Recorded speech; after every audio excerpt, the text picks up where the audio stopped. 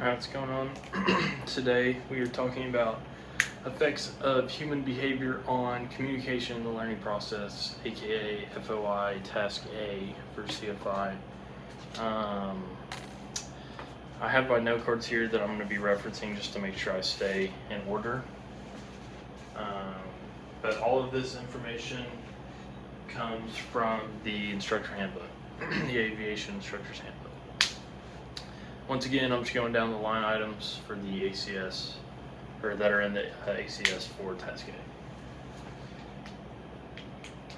So starting out, we have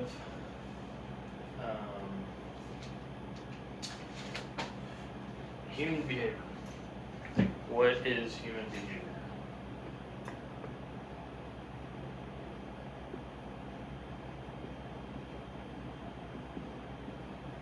Human behavior is a combination of human instincts and individual experiences that that allow you to predict future behaviors. So it's essentially just what are humans coded to do, and then how have your personal experiences shaped the way that you see the world, and how do those experiences cause how you act and what you do. So that's just kind of a general definition of human behavior.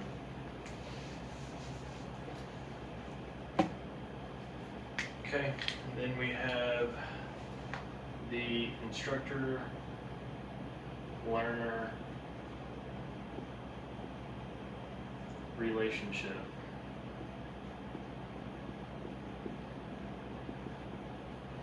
So everyone has a different personality, and through that personality you get along with some people, you don't get along with other people, which is perfectly normal. That's okay. That's how we in part select friends, how we pick people to surround us as people that match our personality. Personalities also influence how you learn and how you teach. So the learner's individual personality causes them to learn a certain way, and the instructor's individual personality causes them to teach a certain way. Sometimes that doesn't line up quite right, and you have two conflicting a conflicting teaching method and learning method.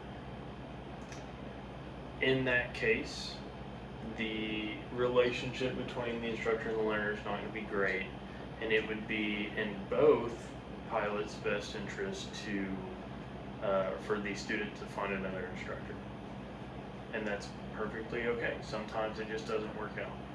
As an instructor, you should push yourself to be available to teach all learners, and take on a personality to where you can relate with everyone a little bit and help them learn based on their learning style. But sometimes that's just not the case, and it doesn't work out. In the relationship between instructors and learners, especially with a instructor and student pilot who are in similar age, a lot of times they'll become more friends than anything else, and that's okay. If you get along, you can be friendly towards each other, but you have to remember that there is that the instructor is the authority figure in that relationship. So if it comes down to the student being super disrespectful towards the instructor, or is not listening to him because he sees him as a friend, that's got to stop. There has to be a hard line there. And then once your student gets there private and they're not your student anymore, then you're more than welcome to become friends. So that's what I have for instructor-learner relationship. Next, we have motivation. Motivation is important. because it is the heart of people's goals.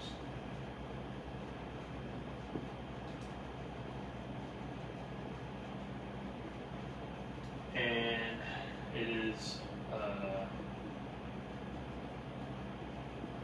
the reason a person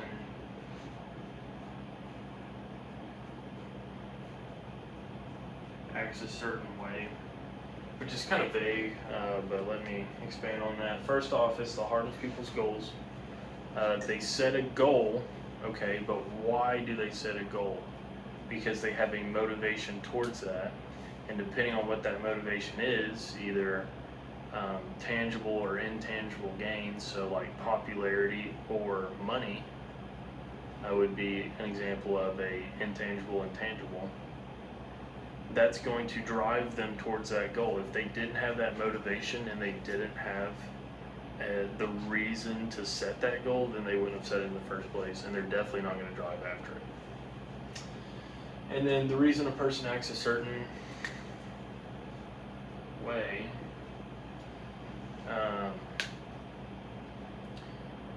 the motivation behind that goal influences how they act when trying to accomplish that goal.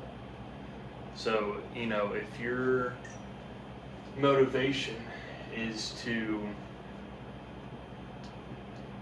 become a private pilot because a hitman placed an order on your life, you're going to be pretty tenacious to become a private pilot. So depending on your motivational level and why you're there, if your motivation is to become a private pilot because, I don't know, your grandpa was a pilot and your dad was a pilot, and you just kind of feel like you should. You don't necessarily want to, but I feel like you should carry on the lineage per se. You're not going to be very, excited about learning. You're not going to have a high level of motivation, and that's going to show in your actions.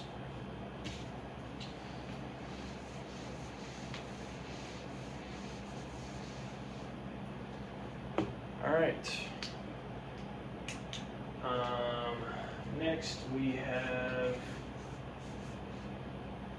human needs.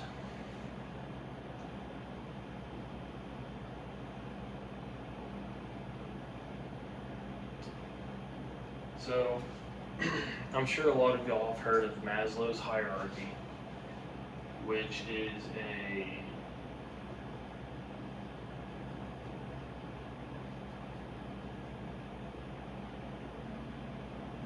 I don't know if I spelled that right. It is a pyramid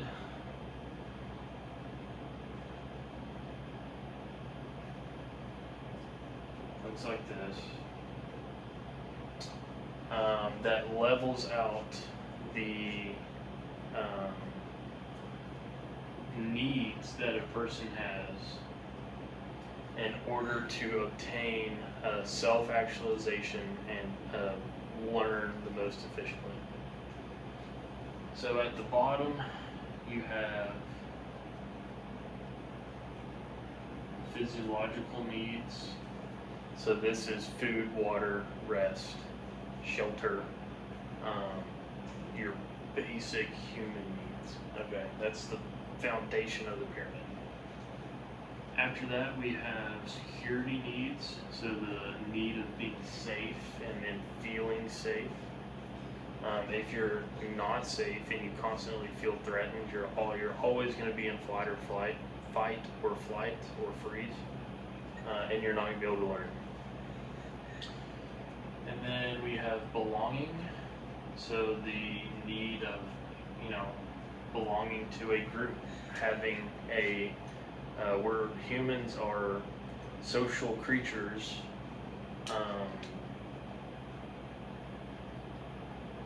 so we need to be around others, and we need to be a part of a family per se, or a group, where we need to be social. And then we have, I'm going to make one more here, one more thing.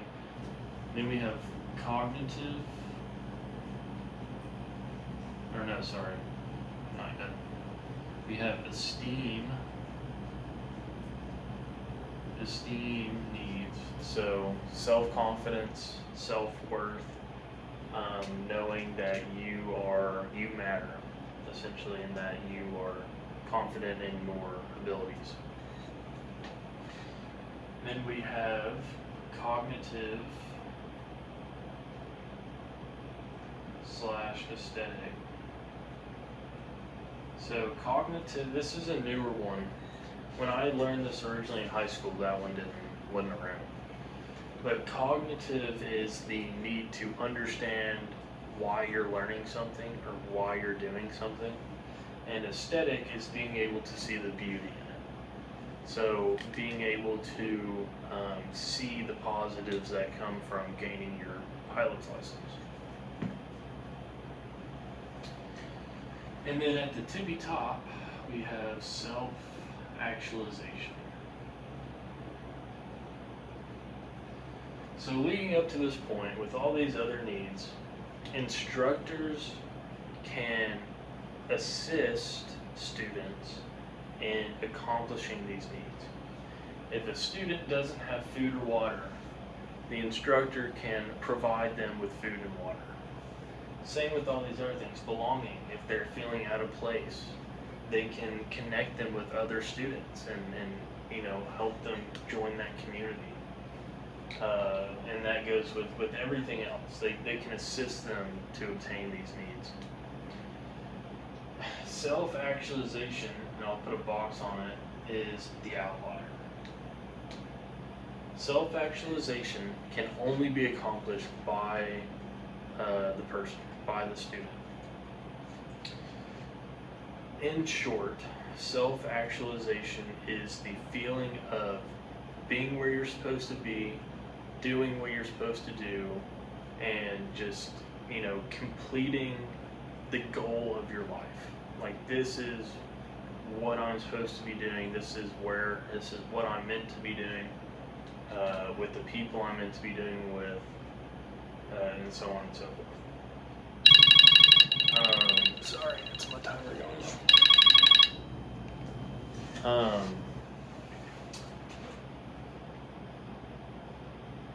The instructor, like I said, can't do this for them, but they can create opportunities for them to reflect on that and then hopefully push them towards it. But it's a process they have to complete on their own. Once you achieve self-actualization, you are at your full learning potential, at maximum efficiency, and you are ready to go.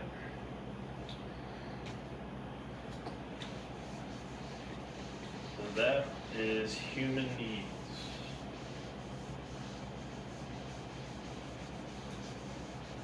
Okay, and then lastly, for elements of human behavior, we have defense mechanisms.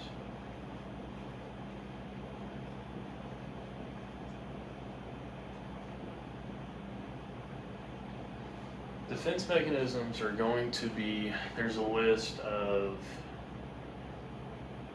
8 different defense mechanisms.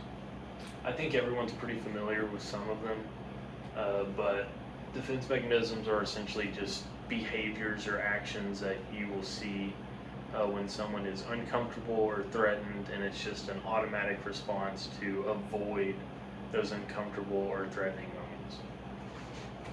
So we have an acronym for this. It is Dr. FCPR. And there's variations to it, but that's the one that I was taught. So we have denial,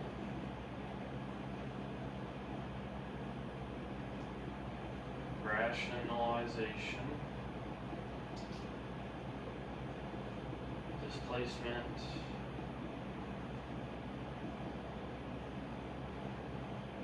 repression,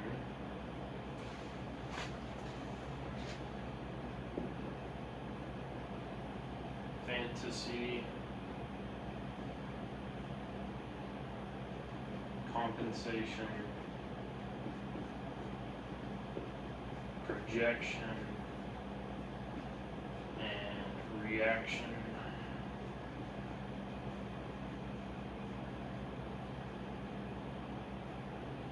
Formation. Sorry, I ran out of room there. That says formation, reaction, formation. Alright, so starting with denial. Denial is the act of not accepting a fact because it is threatening, or the result of accepting the fact will cause a uncomfortable scenario. So it is the blatant ignoring of factual things. For a student, it might be if they cratered a landing, they had a really hard landing. Afterwards, they'll just be like, I don't know what you're talking about. Like, it felt pretty good to me. That would be denial.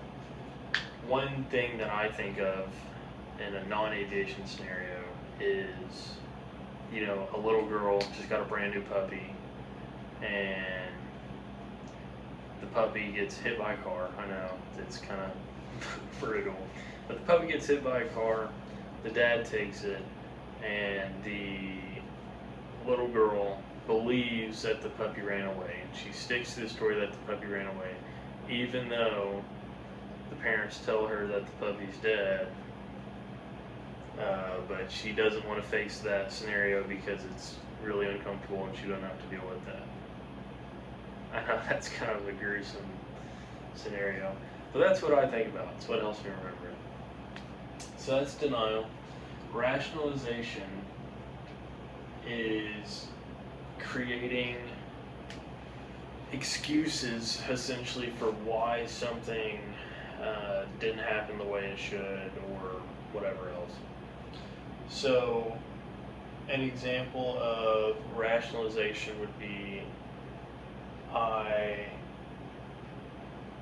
cratered that landing because when I was coming in, you know, you were talking to me too much, and then right before I touched down, there was a microburst that, you know, forced me down on the runway, and that's why.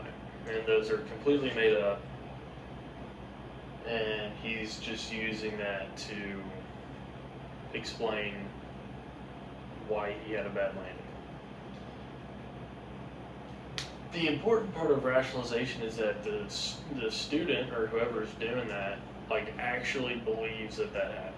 Like, it's not that they're just telling white lies or whatever it is, but they, like, actually believe that this is what happened and that's why it went that way.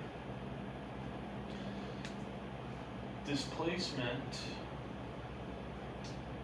is essentially becoming frustrated by a scenario or by a failed task, and then taking that frustration not out on the source of the task, but on a completely irrelevant object or person.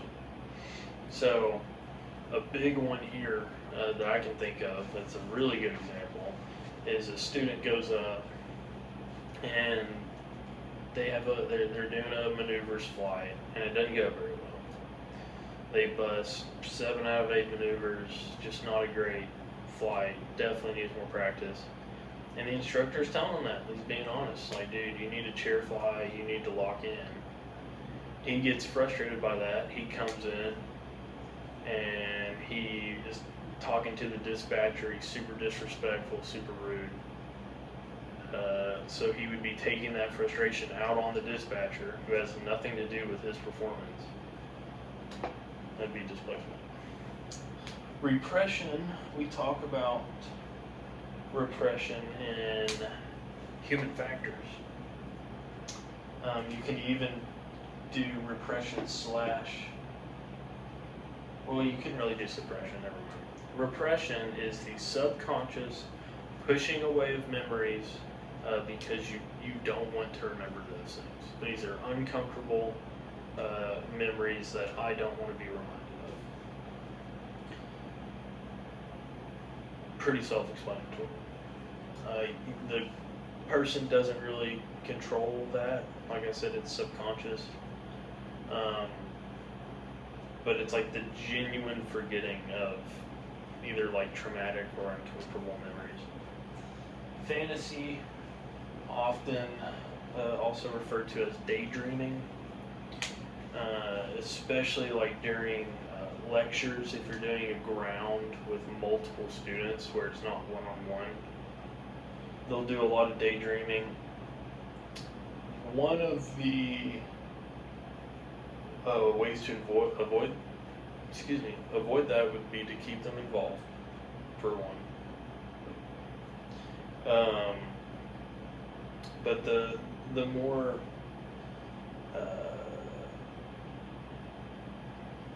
we'll say threatening consequence of fantasy, at least as outlined by the Aviation Instructor's Handbook, is that they will become complacent. They're constantly going through what they wish they would be and what they wish they could achieve in their head. And they become complacent, and they're no longer driven to achieve that. Next, we have compensation. Compensation is outlining a certain characteristic about yourself or a certain good thing that you did to try to overshadow a lackluster feature about yourself or a lackluster thing that you did. Prime example, you're going in and your students didn't power off stalls and they improperly recover and they actually end up causing a secondary stall. Well, in the debrief,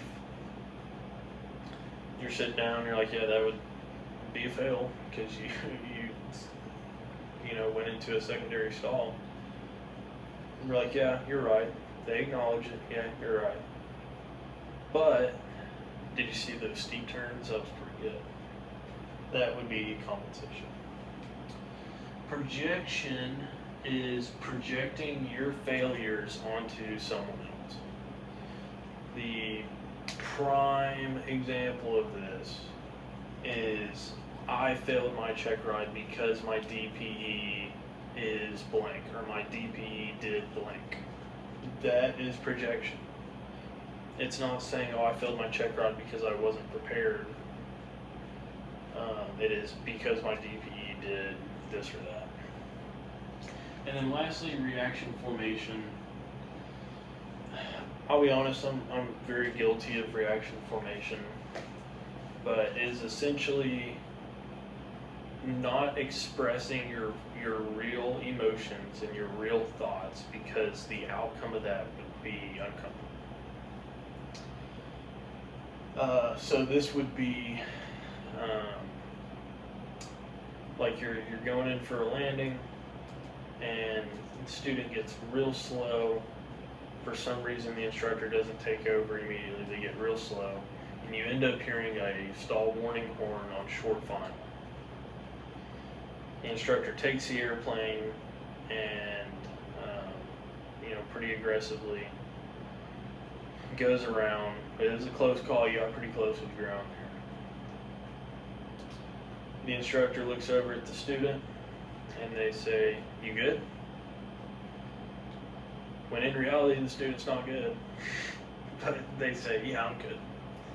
Because if they were to say, "Actually no, I need to go in after that, like I'm done," that would be more uncomfortable than just saying, "Yeah, I'm good," and moving on with it. Maybe it's because they're embarrassed. Maybe it's because they don't want to seem a certain way.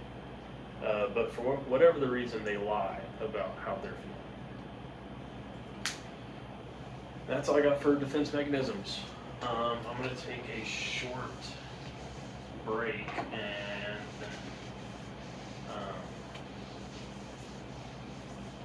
go flip my laundry. I'll be back. I'm back.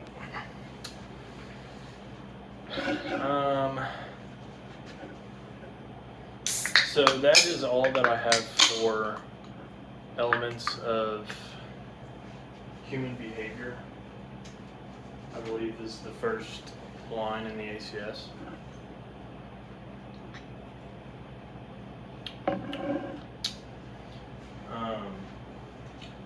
So we'll move on to learner emotional reactions. So the two big ones here that the FAA wants us to talk about is stress and anxiety. So we'll start with stress. And again, we talk about this in human factors, but it wants us to talk about it twice.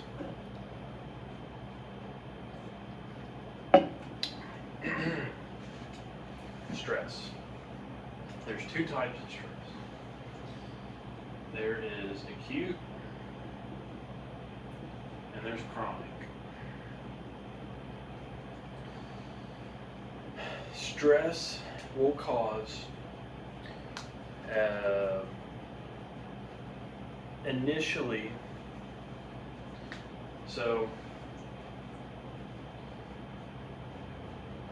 and this is for acute. This doesn't apply to chronic. So we're going to make a little graph here, and we're going to say the y-axis is performance, and the x-axis is amount of stress.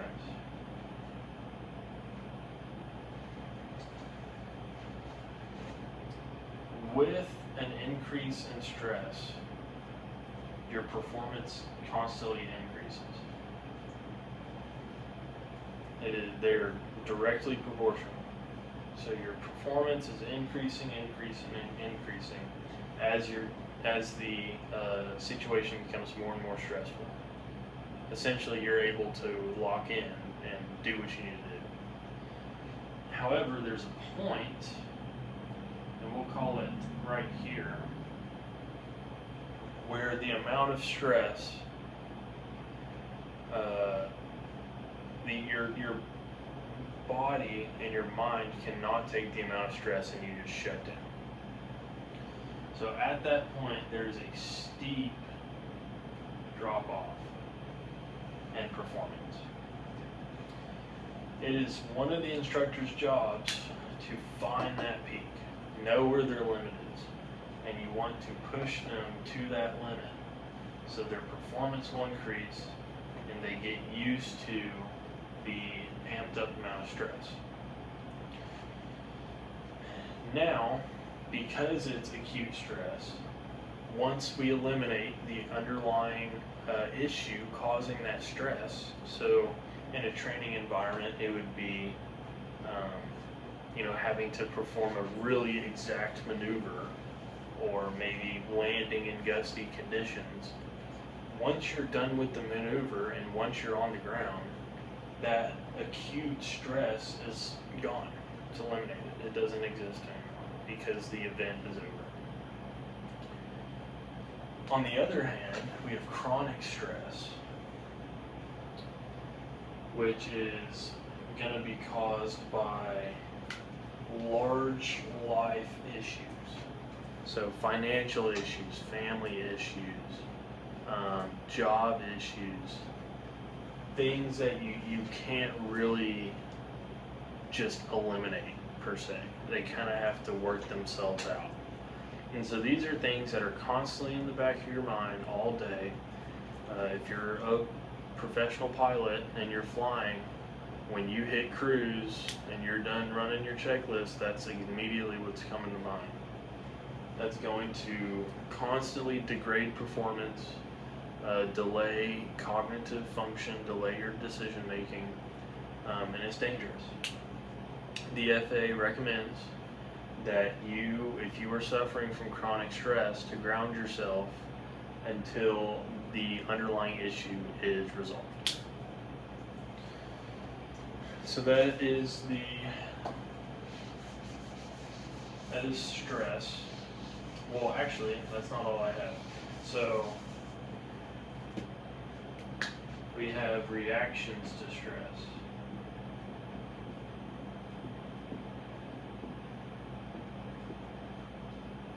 So with reactions to stress, we have normal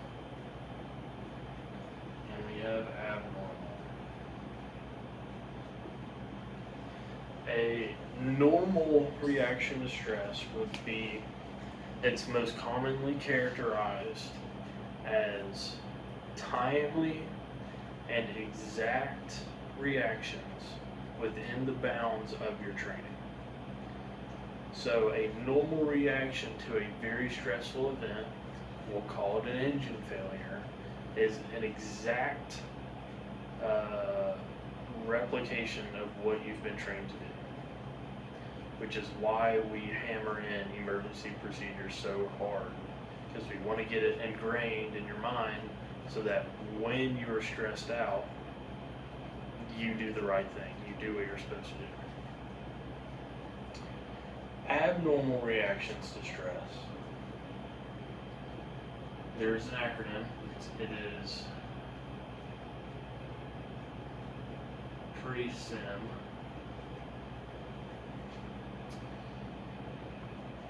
Abnormal reactions to stress are, or can be dangerous. They can be problematic, depending on how severe their reaction is and which one it is. In the worst case scenario, if you have a student who, in the process of pushing them up the graph, like I was talking about, increasing the stress levels, if they start showing characteristics of abnormal reactions to stress, the best thing to do would be to let them fly with another instructor, maybe someone who's very experienced, get their reaction on it, get their opinion, and in very, very severe cases, you would want to, maybe tell them that flying's not for them, and if push comes to shove, you may have to report them to the FAA. Now again, that's very severe. That is like reactions that directly endanger your safety or endanger yourself and compromise safety every time it happens. Again, you shouldn't want to do that. I don't think anyone wants to do that, and you should try to avoid it, but it may come down to it.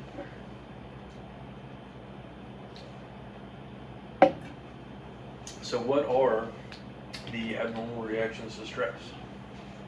Like I said, we have an acronym. It's called pre-sim. First, we have painstaking self-control. And then we have rapid change in emotion. Extreme over cooperation.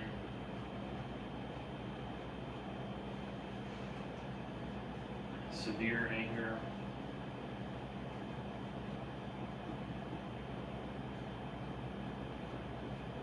Inappropriate laughing or singing. And then marked change in mood. So starting at the top, painstaking self-control.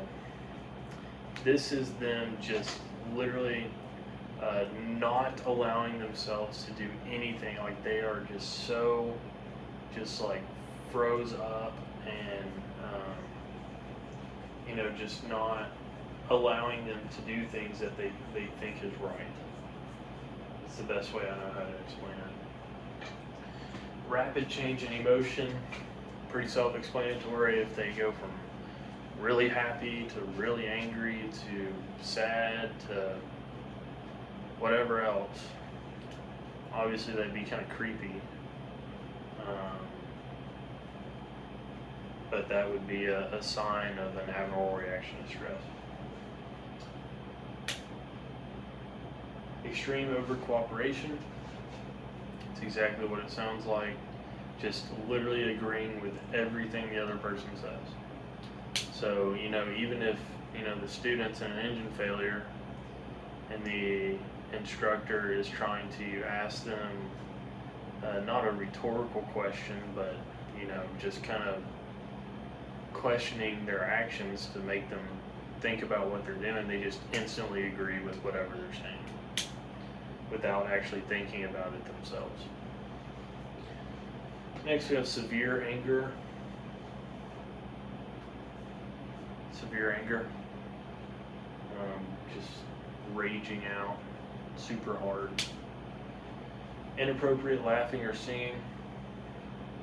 So this is,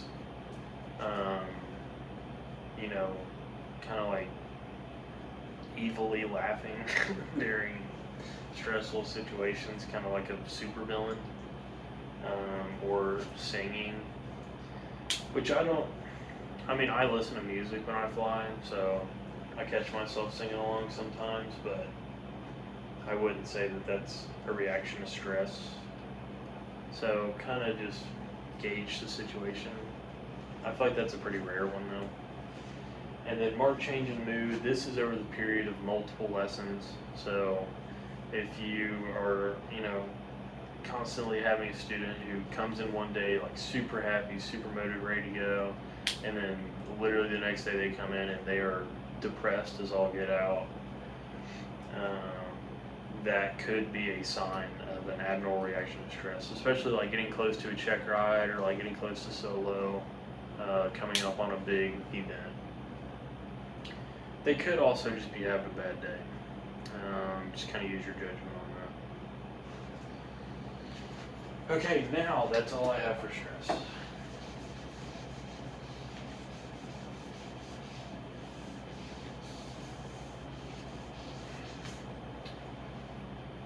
Like I said, the two big ones are stress and anxiety.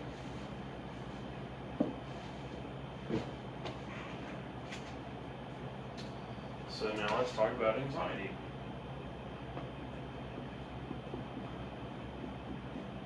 Anxiety is referred to as one of the largest barriers to student learning, or one of the largest emotional barriers to student learning.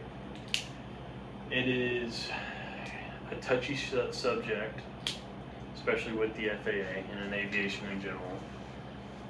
A lot of pilots won't talk about anxiety. But it's a real thing, and it has to be addressed because it can compromise your safety and your decision making. So anxiety is a nervousness or worrying about a future situation or the result of a future situation. Most commonly, it's going to be check ride anxiety. Coming up on a check ride, you're very worried about the outcome, and you feel very nervous about it. You're worried that you're going to fail. That's anxiety. However, for those who have been through a check ride, you notice as soon as the check ride starts, that anxiety disappears.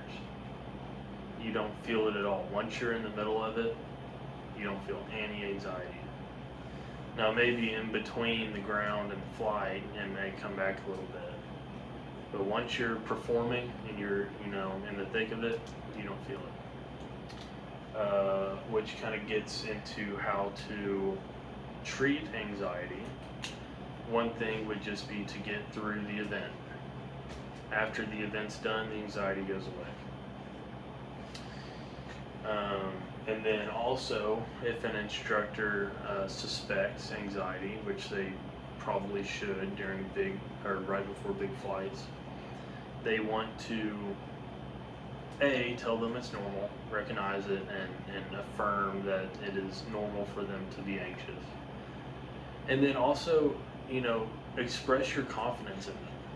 For a lot of these things, pretty much all the big flights for a student pilot, even a private pilot getting their commercial. For these big flights, the instructor has to sign off in their logbook for them to be able to do these flights. They have to give the endorsement.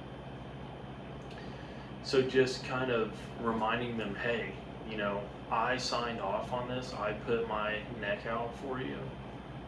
I put my reputation on the line because I know that you're ready for this, and I'm confident that you're going to pass. That is a very big anxiety reducing thing to say to a student.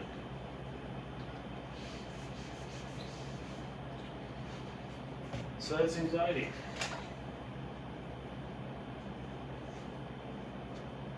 Next, we have some more emotional reactions. These are just as important, but not as emphasized by the FAA. And for this, I use the acronym ATWIT. So we have apathy,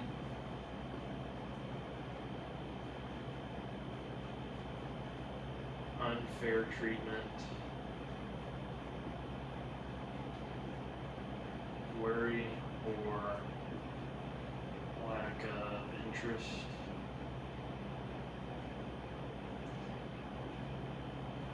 impatience,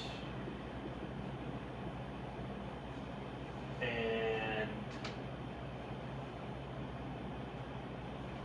physiological factors, which mainly deals with fatigue. So apathy, specifically apathy due to inadequate flight instruction.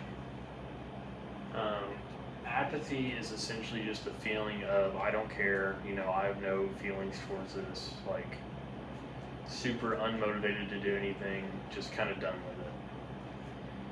Whenever an instructor is not prepared, the student can tell 9 times out of 10 that they did not prepare. If an instructor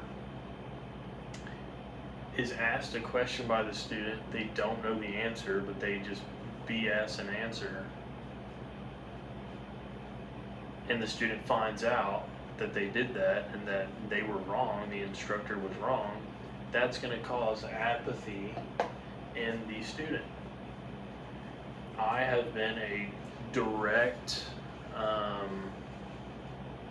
I've experienced this directly with a few instructors, some worse than others, that I'm not a doctor, so I'm not gonna say what I think, but I have dealt with instructors not being prepared, making up answers, and then luckily I was further on down the line to where, you know, I knew how to find these answers for myself when I had doubt, and a lot of the times I blatantly found out that they were wrong,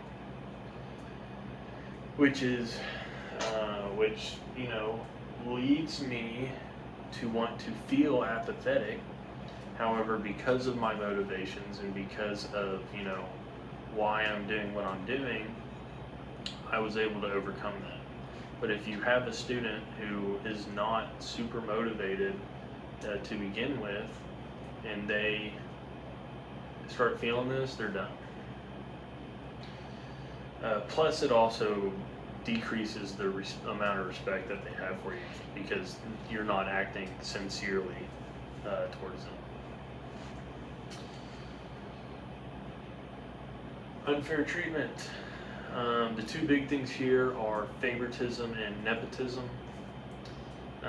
If a student feels like that they are being negatively affected by favoritism or nepotism, maybe you have a student that you either just like better than the other students, you get along better, or maybe it's a cousin or a sibling even, and you're giving them available flight blocks before asking the other student, like pretty consistently you're doing that, then they're going to feel like they're, not as important and they're being treated unfairly, which is fair.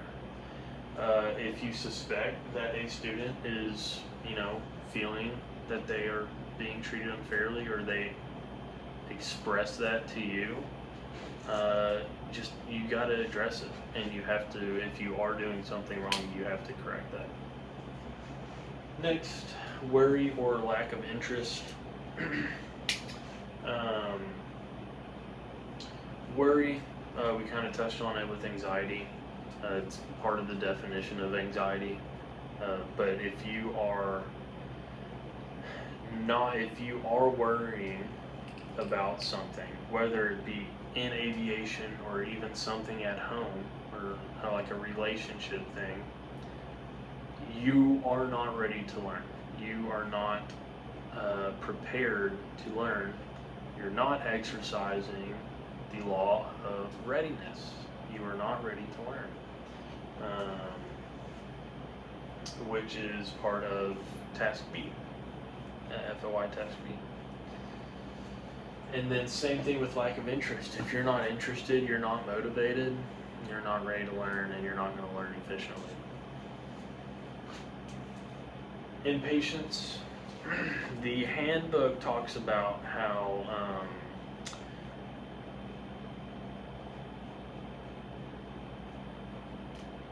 I guess I'll say underrepresented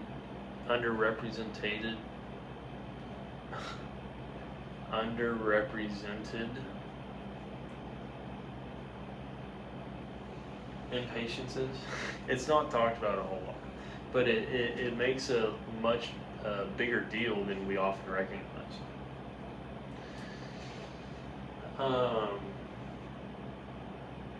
Impatience at its core is essentially just a student not respecting the need for initial training, or the building blocks per se.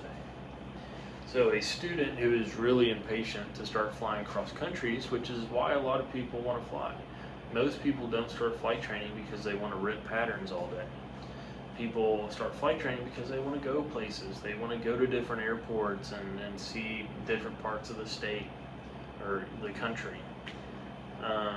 So if they are impatient to get to that point, they do not have a respect for what we are learning now, and they do not realize the importance of these building blocks, of the foundation you are building.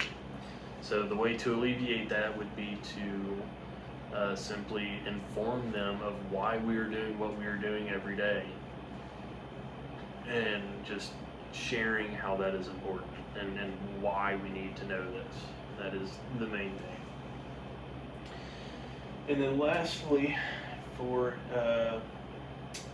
at WIP, we have physiological factors, including fatigue. Physiological factors, being uncomfortable is one. If there's a student and they just cannot get uncomfortable in the airplane, obviously help them adjust their seat if they need it, but just trying to accommodate as possible. Because at the end of the day, yeah, they are your student, but they're also your client. They are, paying your paycheck. So, just being as accommodating as possible to help them feel comfortable, which increases their learning effectiveness. Dehydration is another big one. We talked about that in human factors. It's the critical lack of water. The way to fix that is to drink water. There's a multitude of symptoms that you feel from that, including like brain fog, delaying of decision making, etc. and so forth. And then the big one, fatigue, which we also talk about in human factors.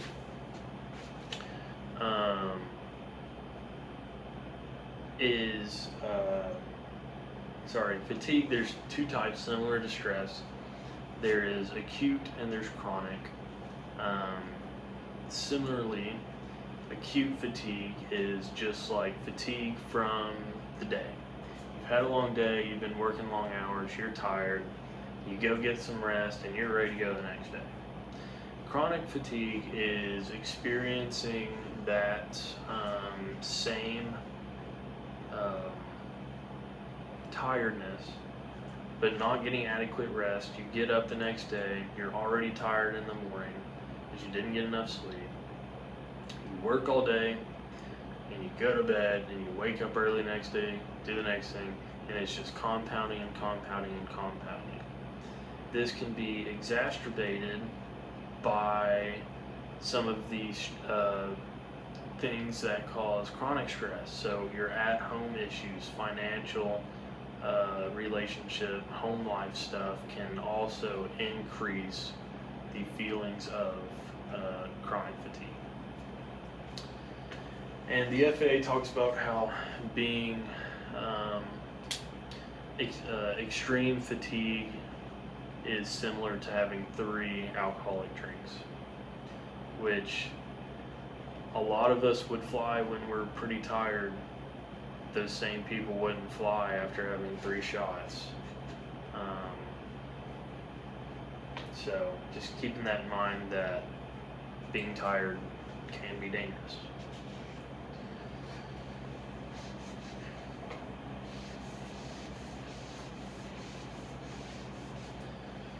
Alright, I'm just going to check my card, make sure I didn't miss anything.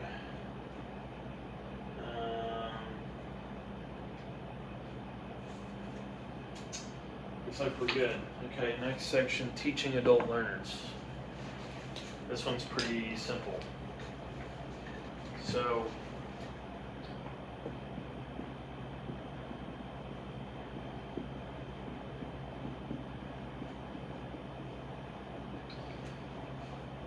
the instructor handbook, if you go in there and look at it, and if you actually read the handbook, crazy thought. Sorry, that was kind of rude. That was kind of rude.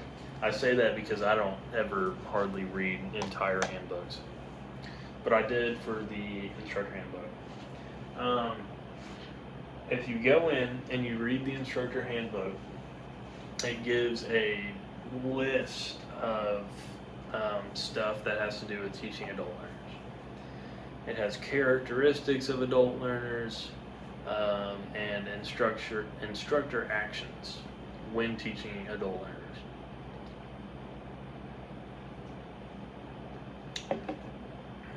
I could go through the entire list, but I picked out 4 that I think are the most important, or that would make the biggest impact on the learner, or on the process, I should say. So,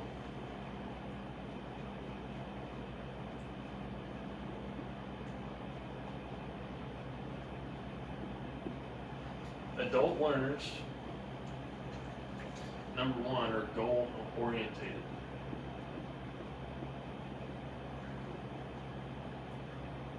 Adult learners are driven towards a goal. Their goal is to become a private pilot, so that is what they are driving to do. They're not, a little bit of this, a little bit of that. Maybe I want to take a break for a little bit and do this or do that. No, they are directly driven towards that goal. That includes the big goals, but that also includes small goals. In your lesson plans, you should have objectives for the lesson, goals that they can set out and accomplish every single day. They're goal orientated. They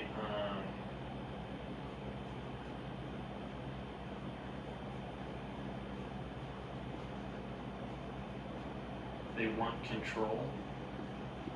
So at this point, an adult learner, we'll just say it's a 40-year-old guy. He's been on his own for 20 plus years, in charge of his own life for 2 decades. So why in the world would he want to give up that control? He wants to be able to control the training. And when I say control, I feel like that has a negative connotation to it. The biggest 2 things is time and pace. So they want to have control over the pace, and they want to have control over the time. This is why, at least from my experience and my perceptions, that's why a lot of older people are training at mom and pop flight schools rather than going to an ATP. Because at ATP, you have no control over time and pace whatsoever. They are there to get you in and out in as little time as possible. Compared to when you go to a mom and pop, or even like a flight club, you have a little bit more control. You're just hiring your CFI independently, and you can take it as slow or as fast as you want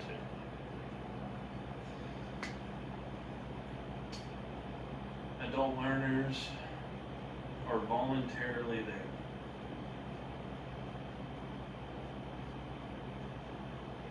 This is going to be true with most students. It's true for younger students most of the time. Sometimes they can be pressured by their parents to be there.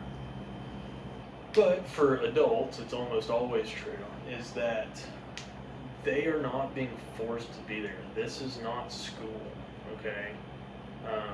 This is a voluntary training. They are there voluntarily because you can provide them a skill that they deem to be useful in their life. They want to learn this skill. They want to be there. So just keeping that in mind and using that to your advantage, knowing that they have the motivation. You know that the motivation is there. It may be lacking some days, but you know it's there, so you can help try to bring it out. And then lastly, they sometimes, not all the time, seek out learning to cope with life events. And this is obviously not all adult learners, but it's going to be more common in them than in our younger learners. But they sometimes, when going through big life changes like a divorce or even a death in the family, moving states, midlife crisis, stuff like that, they will seek out learning and seek out gaining new skills to cope with that. Whether it be to change their identity, to change their self-concept, whatever it is, that sometimes can be the motivation. And part of being an instructor is to figure out what that motivation is, why are they there, and playing that to help them learn. Okay? So these are characteristics of adult learners.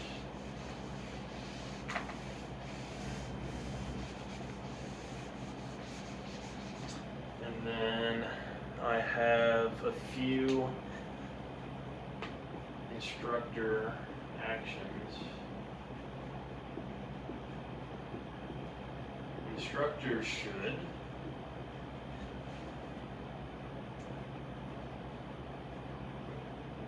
recognize their need for control.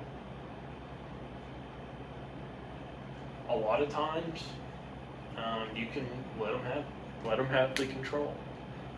Sometimes that's not necessarily a good thing to do.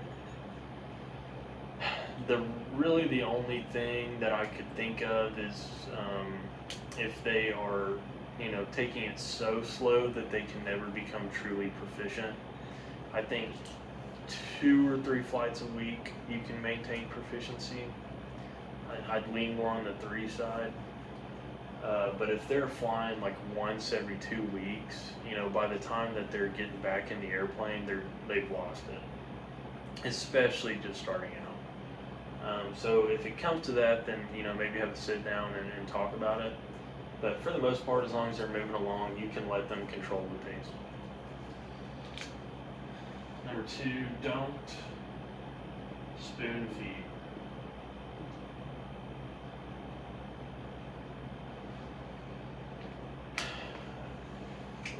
One thing that instructors can fall victim to, and I've seen this with instructors teaching college students, is spoon feeding. Because it's a new topic for them, it's a new skill that they're learning, instructors will baby them, essentially.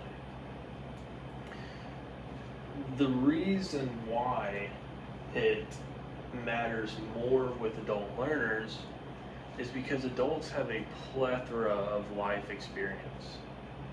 They have a lot of things that, it might not necessarily be aviation specifically, but they are concepts that relate to aviation concepts.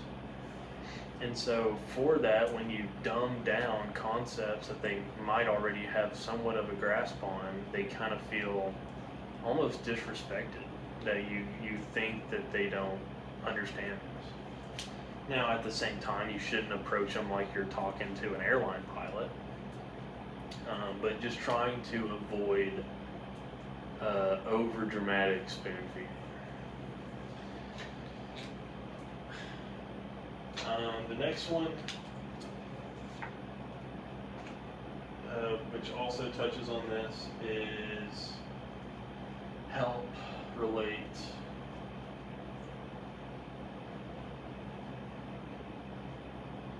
old ideas to new ones, or old experiences to new experiences. One thing that's a big talking point in the learning process, or task B, is one of the most efficient ways to learn is to make the connection of new concepts to concepts that are already known. So if you're able to make that connection, it's so much easier to grasp, because you're not having to code new information into the mind just free floating. You're able to connect that to other solid foundational concepts that they already have, which helps it stick. And then lastly, you want to provide an organized, goal-oriented syllabus. Which again, I already kind of touched on this with objectives and lesson plans, but specifically for the syllabus, have goals, have them clearly outlined and very specific so that they have things to shoot for.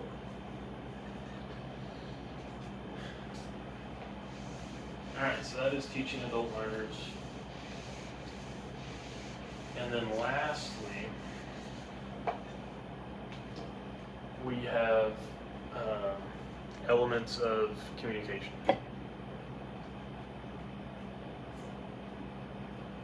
Or effective communication, I think is what the ACS actually says.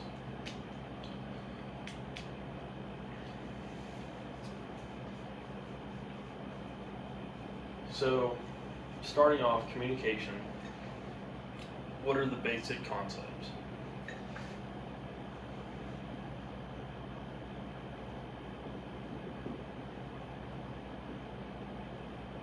So there's 3 parts. There is the source,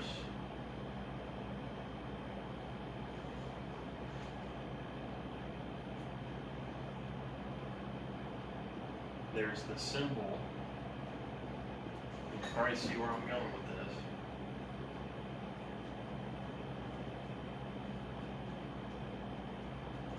And there's the receiver.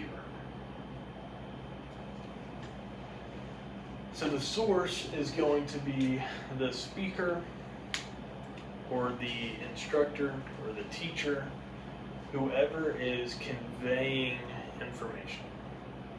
Okay. The symbol is going to be the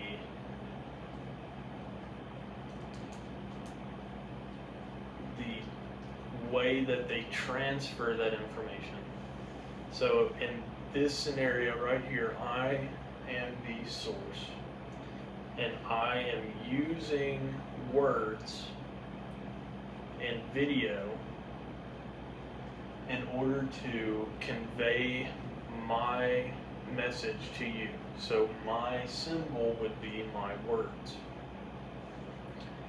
And then whoever is listening, whoever is taking in that information, is receiving that information and receiving the message, would be the receiver. Now, if this is an instructor and he's talking to a student, the student is the receiver. When the student replies to the instructor, the student becomes the source. His or her words are the symbol, and then the instructor becomes the receiver. I say that by saying it's not just like one person is always the source and one person is always the receiver. It's just whoever's talking and whoever's listening. The symbol could be a multitude of things. It could be words, it could be a picture, a model, whatever it is. Just however they are conveying an idea. There are a few things, since this is for CFI, I'm going to be focusing more on the source and what makes an effective source. So there's three main ideas.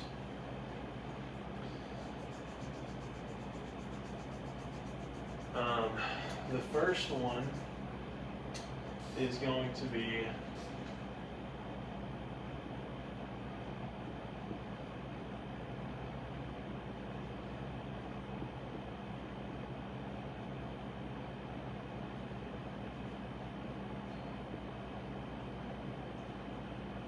the ability to select meaningful language, so picking words that actually mean something to the receiver.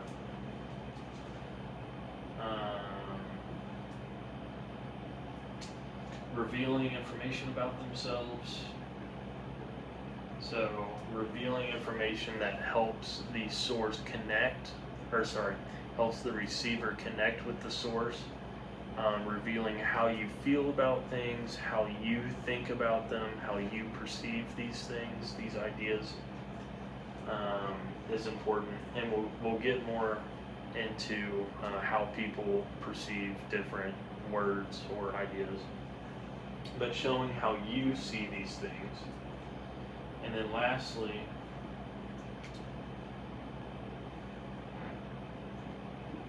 using up-to-date and stimulating material. So speaking on behalf of accurate material and things that are not boring, keeping them engaged and attentive. So those are some of the basic elements of communication.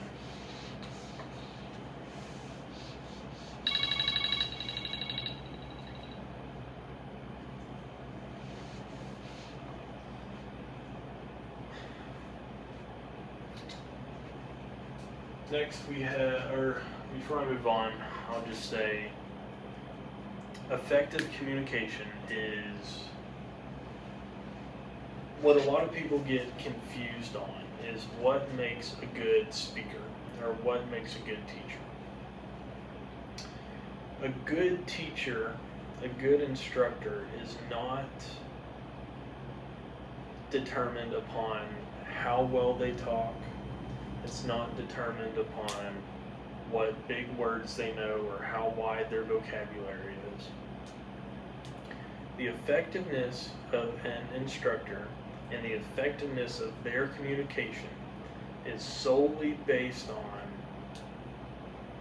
how effectively can they transfer the idea that they are trying to transfer. So how well does the student or does the receiver understand that information after it's been communicated? So if you have a instructor who uses all this vibrant vocabulary, all these big words, and it makes them sound really smart, like, dang, that dude really knows what he's talking about. But the student, at the end of it, has no idea what he said because they don't understand any of those big words. They don't understand any of the technical jargon that he just spewed. That is a poor communicator. Now, if you have a instructor who, uses very plain language, very concrete terms, that the student walks away with a firm grasp on what they were trying to say and a good understanding of the concept, that is an excellent communicator. A lot of people get that twisted up.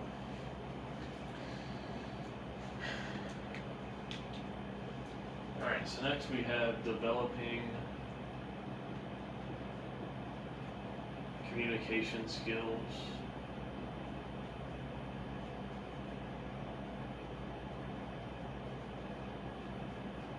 And for this we use the acronym LICKR. First we have listening.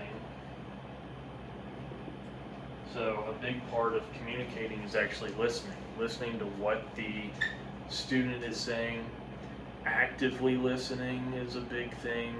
Making them feel heard. Because if they feel heard, they're going to be more likely to listen to what you have to say. Not ignoring or dismissing what they're saying, but truly listening and understanding what they are trying to convey. Next is instructional communication.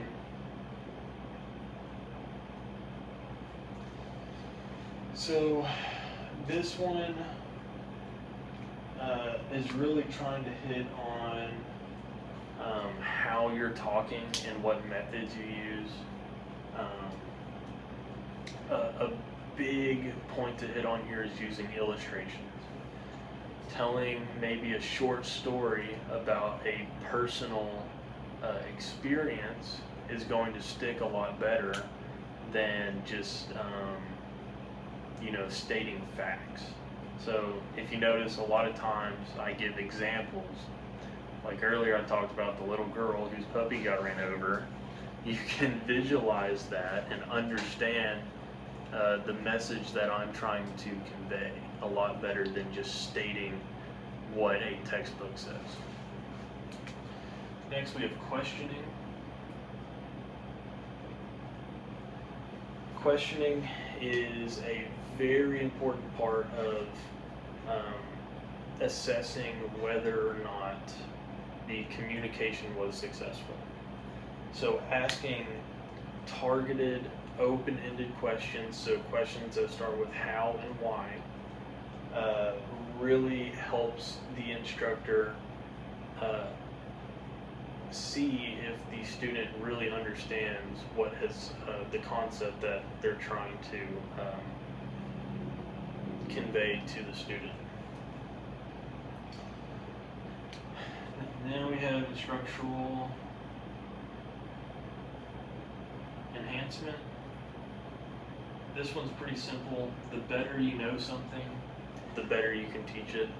So if you have a topic that you're not very strong on, you don't really have a lot of it truly understood and memorized, which not even memorized, I mean, you can reference your lesson plans. But if you don't fully understand it, you're not going to teach it very well. And that's true for everything. And then lastly, we have role playing. which is a method of scenario-based training. It's putting a student in a scenario, having them play the part, and having them react to certain tasks and factors that you throw at them. It just helps it stick a lot more because they've lived it rather than just hearing you talk about it. All right, last thing I have is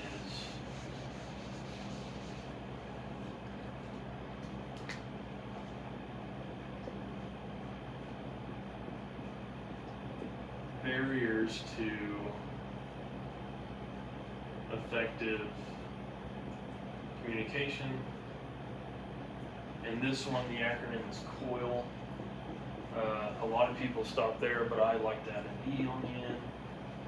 First, we have confusion, which is simply the message sent was not the message received. Somewhere along the line, it got messed up. Next, we have overuse of abstractions. So this is an overuse of general terms. So a lot of times it's like, imagine, I think this is the example they give in the handbook, imagine an aircraft coming into land. Well, one student may think of a Cessna 172, one student's going to think of a 747, and one student's going to think of a helicopter. So whenever you're speaking, you want to be as specific as possible. So you would say, think of a 172 coming into land, or even think of our airplane coming into land. And then we have interference. So this is the message that is being sent is being interfered with one way or another. So one thing that I think applies is not necessarily in talking, but in typing. If you have a typo when you're texting, that is interference of the message. Then we have lack of common experience. So a lack of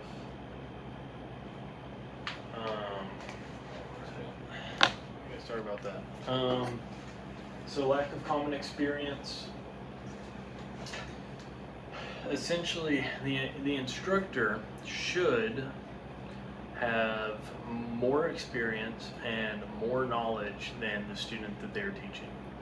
So that disconnect of how much they know can inhibit the effectiveness of their communication.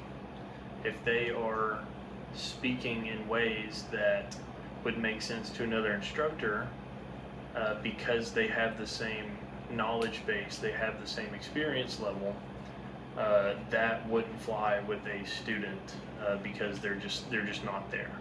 So you have to not speak down to the student, but speak on their level that they're going to understand based on their experiences. This could go both ways. I mean, it could be speaking at a lower level because a student doesn't know much about aerodynamics of an airfoil, but it could also be speaking at a higher level to a student about the airplane engines because they are a car mechanic and they have experience with piston engines, so they know a lot more, so you can speak up a level to them, or closer to a level that you know. And then lastly, we have environment. In general, the airplane is not a great learning environment. It's very loud, especially if you don't have noise canceling headphones. It's very loud. Oftentimes it'll be bumpy. There's a high workload going on. There's radio chatter constantly going on. It is not a great environment for learning, and it's not a great environment for effective communication. So just keeping that in mind, going over some of the more intricate topics on the ground in a classroom before you get up in the airplane and try to explain that stuff while you're flying would be a good thing to do. So yeah, that's all I have for